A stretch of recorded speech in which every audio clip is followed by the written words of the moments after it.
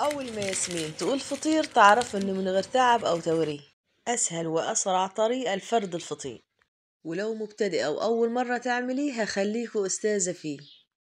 وانسي إن يطلع طعمه مجلد أو معضم، هش جدا من بره وطعمه من جوه بيدوب في البق دوباء. واللي أهم من ده كله إن من غير عجن أو توريه. تعتبر الطريقة دي من أسهل الطرق اللي عملتها معاكوا على اليوتيوب. يلا بينا نشوف الطريقة بالتفصيل من مطبخ ياسمين جنيد، ولايك وشير لو عجبكم الفيديو. أول حاجة زي ما عودنا المشاهدين هنسمي الله ونصلي على الحبيب صلى الله عليه وسلم. أول حاجة هنحضر الطبق أو البولة اللي هنعجن فيها. ضفت فيها معلقة صغيرة من الملح و3 معالق كبار من السكر. تقدر تخليها معلقة واحدة أو 2، بس طعم السكر فيه ما كانش باين للدرجة اللي هي.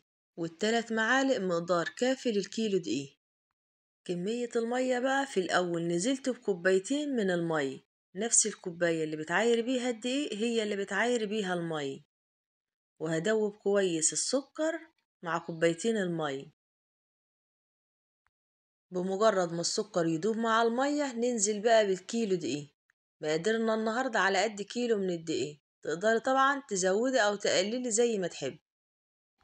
وطبعا مش كل كمية المية دي اللي هنستخدمها. أنا نزلت الأول بكوبايتين وهركن الكوباية التالتة على جنب وانزل بيها شوية بشوية واشوف العجينة هتحتاج معايا قد ايه من المية.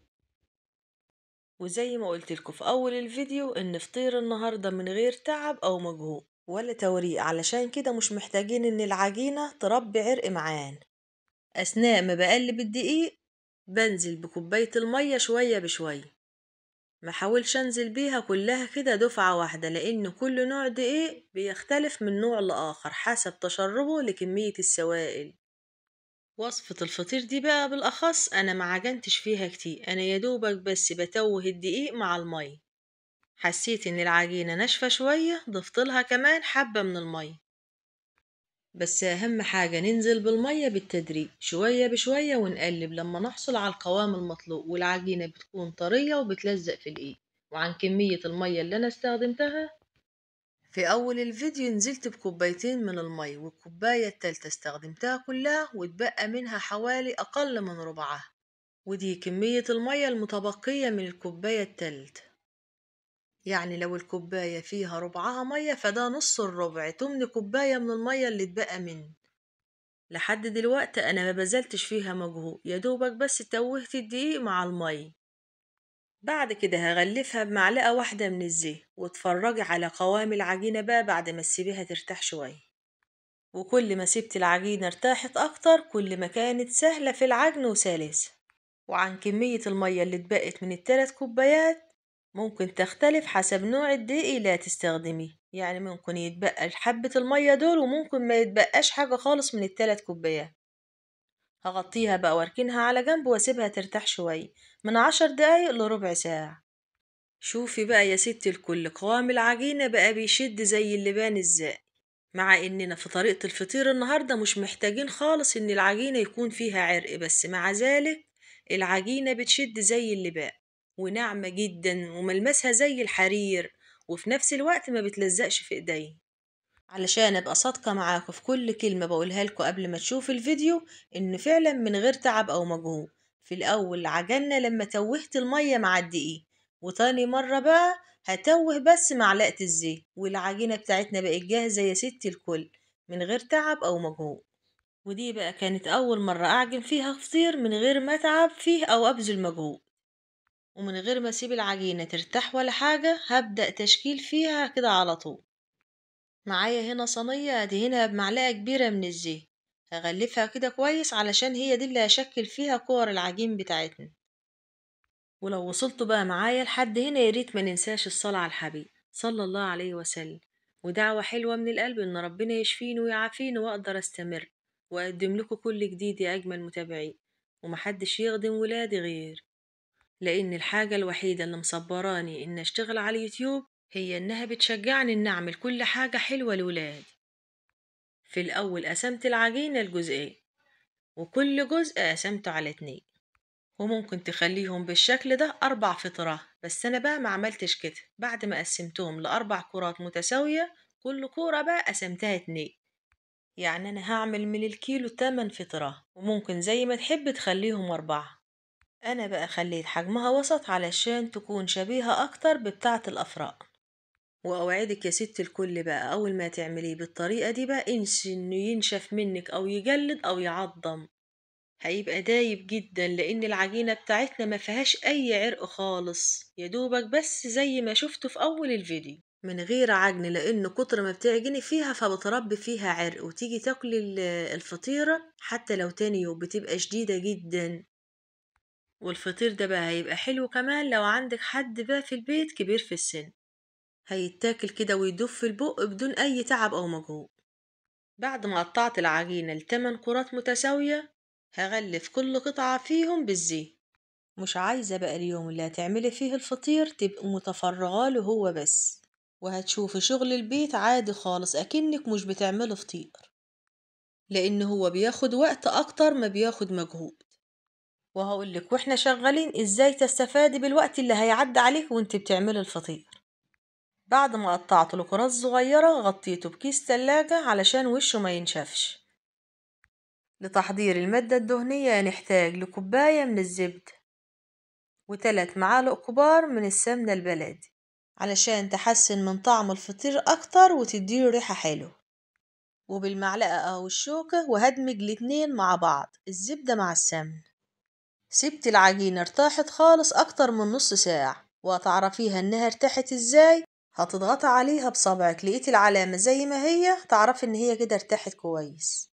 على سطح العمل أو الرخامة اللي هتشتغل عليها، وتحط حوالي نقطتين بس من الزيت، مش كتير علشان لما تيجي تفرديها الزيت ما يخليهاش تكش منه.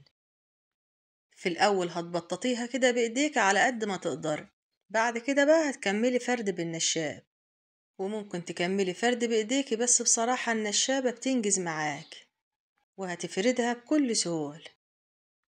وعلى قد ما تقدري بقى تحاولي تخليها كده على شكل مستطيل. وطالما سبت العجينة ارتاحت وقت كافي هتلاقيها اتفردت معاك بكل سهولة. أول واحدة بس في الأول هي اللي بتبدأ تكش في أول نقطتين الزيت، بس بمجرد ما بتتشرب نقطتين الزيت بتتفرد معاك بكل سهولة. وبعدين أنا ما بحتاجش أدهن سطح العمل مرة تانية، يدوبك بس النقطتين بس هما دول اللي في الأول. وبعد كده بكمل فرد عادي خالص، وما تخافيش مش هتلزق منك في سطح العمل ولا حاجة، لأن أثناء ما بندهن وش العجينة سطح العمل بقى بيبقى مدهن كده معاكي شوية، وده بيساعد معاكي بقى إن العجينة تتفرد معاكي بكل سهولة من غير ما تلزق في سطح العمل. بعد ما فردتها بقى كده كويس بسمك نص سنتي وأقل شوية، دهنت وشها بطبقة حلوة من الزبدة. ومش شرط الكمية اللي هتدهني بيها سطح الفطيرة كتيرة أو لأ، أهم حاجة إن كلها كده تكون متغلفة بالزبدة علشان هي دي اللي هتدي معانا طبقات التوريد. بعد بقى ما فردتها على شكل مستطيل ودهنت سطحها بالزبدة بالقطاعة أو بالسكينة، وهقطعها ل3 قطع. أهم حاجة إن القطعتين اللي على الجوانب يكونوا قد بعض، واللي في النص تكون أكبر شوية. وهاجي على القطعة الأولى وهلفها رول زي ما انتوا شايفين كده. بعد ما بنتهي من لف الرول الأولاني بحط بقى قطعة الرول دي على القطعة التانية اللي هي قدها كده بالظبط، وهلفها رول بنفس الطريقة اللي قدامكم في الفيديو. بعد ما بنتهي بقى من لف القطعتين بحطهم بقى على القطعة الكبير دي بقى اللي هتحتوي الرولين الاتنين مع بعض، وهلفها عليهم بنفس الطريقة. سهلة جدا ومبسطة في عجنها وفردها، من غير ما اتعب بقى واقعد افرد واورق وتتقطع معاي. وبمجرد ما بنتهي من لف الرول بحطه في الصينية اللي انا محضرة فيها العجين، وباخد بقى قطعة كمان، يعني القطعة اللي انا هفردها بشيلها واحط مكانها اللي انا فردتها. وهوريكوا واحدة كمان. في الاول ببططها كده تبطيطة صغيرة، بعد كده بكمل فرد بالنشاب وبخليها على شكل مستطيل، وعلى قد ما تقدري تفرديها. وطول ما انت ريحتيها كويس طول ما انت هترتاحي في فردها وهتتفرد معاكوا بكل سهولة. بعد ما فردتها على شكل مستطيل هديلها طبقة معتبرة وحلوة من الزبدة، هفردها كويس وهقطعها بنفس الطريقة اللي قطعت بيها الطريقة الأولى. وهتلاحظوا بقى ان انا وانا بقطعها كنت بقطعها بحذر شوية، لان في الوقت ده كنت مستخدمة ايدي الشمال علشان دي اللي كانت هتبقى اقرب للكاميرا، إنما لو استخدمت إيدي اليمين كانت هتبقى مغطية على سطح العمل. وهقطعها بنفس الطريقة اللي قطعت بيها الفطيرة الأول. أهم حاجة إن القطعة اللي في النص تكون هي اللي كبيرة شوية، وهلف الاتنين اللي على الجوانب رولين كده في قلب بعض، وباخد الرولين واحطهم على القطعة الكبيرة اللي في النص، وبلفها بقى عليهم وبخليها تحتوي القطعتين. طبعا مفيش بقى أسهل من كده. وبكملهم كلهم بنفس الطريقة علشان ما اطولش عليكم الفيديو. وكل اللي هنتهي من فردها هرصها في الصينية لحد ما بخلص الكمية كلها، وبسيبهم يرتاحوا كمان مرة، وهغطيهم بكيس تلاجة علشان وشهم ما ينشفش. أهم حاجة في مراحل العجين بتاعتنا الراحة التامة. العجين بيرتاح وأنا كمان برتاح. أهم حاجة إنك ما تتفرغيش وتسيبيله الوقت كله. وهقولك يا ست الكل بقى طول الوقت ده بقى تستغليه في ايه. أول ما هتقوموا من النوم هتعجنيهم وتسيبيهم، سواء بقى كنت هتفطري أو هتوضبي حاجة في المطبخ، وهتسيبيهم يرتاح وتضيفي لهم معلقة الزيت وترجعي لهم مرة كمان. وانت برضو بتشوفي طلبات الولاد وشغل المطبخ هتقسميهم لكرات صغيرة وتسيبيهم برضو يرتاحوا وانت بتعملي شغل البيت لحد آخر خطوة اللي قدامكم دي بقى تعمليها وقت الغدا بالظبط. في الوقت ده بقى هتكون انتهيتي من شغل البيت وما بقاش فيه قدامك غير تحضير الغدا. دي بقى الخطوة اللي هي بتبقى قبل التسوية بشوية. بعد ما ريحتهم شوية فردتها بقى زي ما انتوا شايفين كده علشان اجمعها والفها كورة وتبقى فطيرة مدورة زي اللي شفتوها في اول الفيديو. بباقي بقى كمية الزبدة اللي متبقية معايا وبديلها حوالي نص معلقة بس بدهنها بقى بيها كويس، بوزعها يعني كويس وبجمعها بنفس الطريقة اللي قدامكم دي. بلم كده أطراف العجينة في النص، أخد الطرف في النص لحد ما بجمعها كورة صغيرة، وبجمعها وأدورها في إيديا ولفها كده بقى على شكل كور. وما تخافيش بقى إنها تكون متفتحة أو الزبدة تخرج منها. لما بنسيبها ترتاح كمان مرة هي بتقفل مع نفسها. وهفرد معاكم كمان واحدة علشان ما اطولش عليكم الفيديو. هفردها زي ما انتوا شايفين بنفس الطريقة اللي قدامكم. على قد ما بقدر كده بقى بفردها كويس، وطول ما العجينة ارتاحت اكتر كل ما كان فردها اسهل. هفردها قدامكم بنفس الطريقة وهدهنها دهنة من الزبد. مش مهم كمية الزبدة تبقى كتير، اهم حاجة انها تكون متوزعة كويس على سطح الفطير. والكيلو دقيق اللهم بارك هيعمل معاكي كمية حلوة جدا من الفطير. التمن فطيرات كل فطيرة منهم ممكن تكفي فرد الواحد. ده غير طعمها الحلو اللي بيدوب في البق ده وباء ومش بيغلب في أكله خالص لو عندك حد كبير في السن أو أطفال صغيرين. اعملي بقى بالطريقة دي وهتدعيلي. وهكمل بقى باقي الكمية زي ما انتوا شايفين كده وارجع لكم علشان ما اطولش عليكم الفيديو. وكل اللي بنتهي من فردها برصها في الصينية، وبعد ما بخلص باقي الكمية بغطيها بكيس تلاج وبسيبها بقى ترتاح كمان مرة. وطبيعي جدا مراحل العجين طول ما انت شغالة فيها بتحتاج انها ترتاح معاك كمان مرة. يعني بعد الفرد دي بقى بتحتاج انها ترتاح كمان. لو حاولت تفرديها في الوقت ده مش هتتفرد معاك خالص، وكل ما تحاولي تبططيها هتكش معاك تاني. هتسيبيها بقى ترتاح كمان نص ساعة. ولو عاملاها بقى من بدري او الصبح وجيتي بقى تعمليها في وقت الغدا هتريحك جدا وهتتفرد معاكوا بكل سهولة. الصينية بقى اللي هتسوي بيها الفطير هتدهنيها بنقطتين من الزيت او السمن. انا بصراحة دهنتها بنقطتين من الزيت. وهفرد عليها بقى الفطيرة بتاعتنا، كل صينية شالت 4 فطيرات. وهتفرديها بقى بالسمك اللي تفضلي، سواء عايزاه كنت رقيق او عايزاه بالحجم اللي قدامكوا ده. وهشكل ال4 التانيين بنفس الطريقة على الصينية، وهضيف حوالي معلقة كبيرة من الزيت، وهحط بقى فوقيهم ال4 التانيين، وهفردهم بقى بالسمك المناسب. في الوقت ده بقى كنت مولعة الفرن يسخن. انا سويتهم في فرن الغاز، لو هسويهم في فرن البوتاجاز هيبقى على الرف التاني من تحت على درجة حرارة عالية. ولو القاعدة اخدت لون والوش لسه هتفتحي لهم الشواية. وفي الوقت ده بقى ما بسيبهمش يرتاحوا ولا حاجة. قبل ما ببدأ فرد فيهم كنت مولعة الفرن. ويا سلام بقى لو متبقي معاكي حبة من الزبد وانت بتفرديهم في الصينية اللي هتسويهم فيها تضيفي لها كده حوالي معلقة صغيرة. ده بيساعد معاها ان وشها ياخد لون ويبقى مقرمش من بره.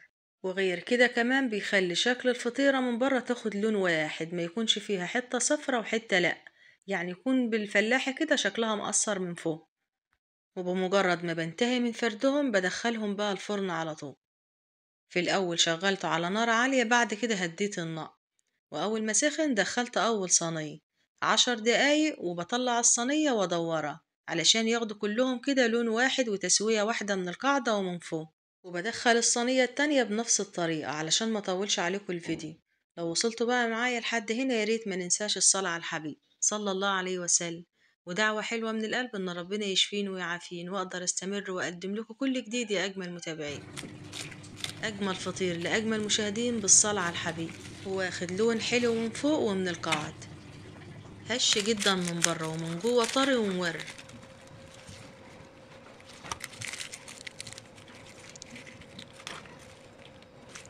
هتجربيه بقى بالطريقة دي وهتدعيه. يا رب الفيديو يكون عجبكم، وما تنسوناش بلايك وشير واشتراك في القناة من على اليوتيوب. ولو أول مرة تشوفوني، أنا اسمي ياسمين جنيه. سلام يا أجمل متابعين.